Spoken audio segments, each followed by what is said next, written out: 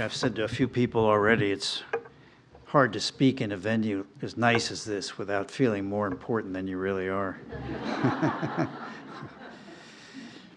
So I've decided to do this for a number of reasons I won't go into detail on. Viewing child development through the lens of Bowen theory, because I think it's one of the things people do struggle with.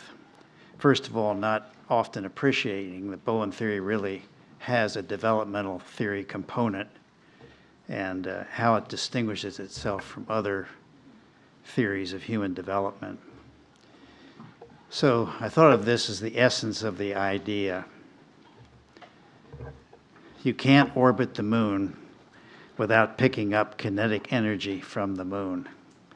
That's something Murray Bowen said at a clinical conference in Washington many, many years ago, and using them as a metaphor for the family. And this is the way I interpret what he had to say. If you grow up in a not very well differentiated family, the sum total of experiences from birth to launching program you emotionally, psychologically, and behaviorally such that it significantly constrains the basic level of differentiation, roughly emotional maturity, that you can develop.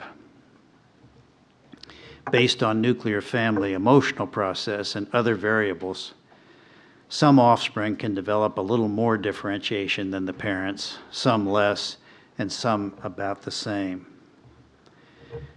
This phenomenon is anchored in the laws of nature. That's hard to accept, I think, for most human beings. Guided by Bowen theory, a long-term, structured effort to increase your basic level can modify it enough to make the effort worthwhile for oneself, for one's family, nuclear and extended, and for others in one's social contexts. I start with the idea of life forces governing development, in part because in biology, life forces is not something that's bandied about very much.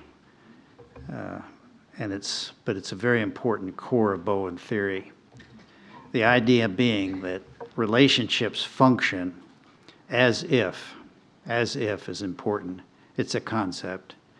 They are governed by two equally intense counterbalancing life forces.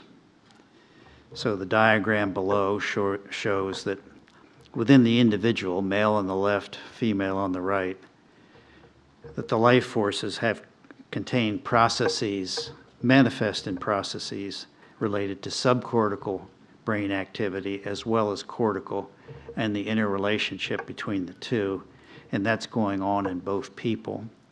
And the arrows between indicate how that process is playing out between those two people.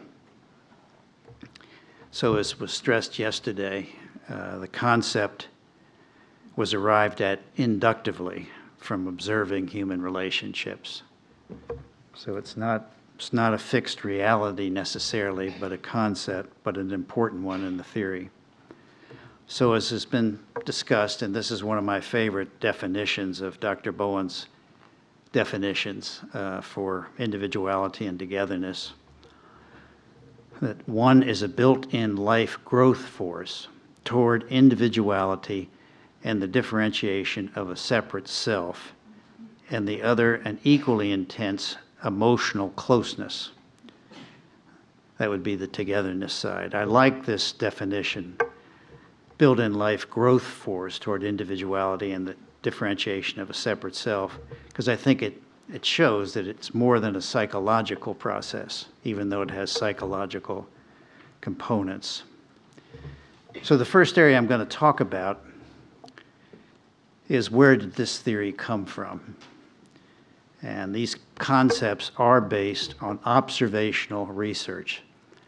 In essence, the same kind of research Dr. Goodall did at Gombe Stream Park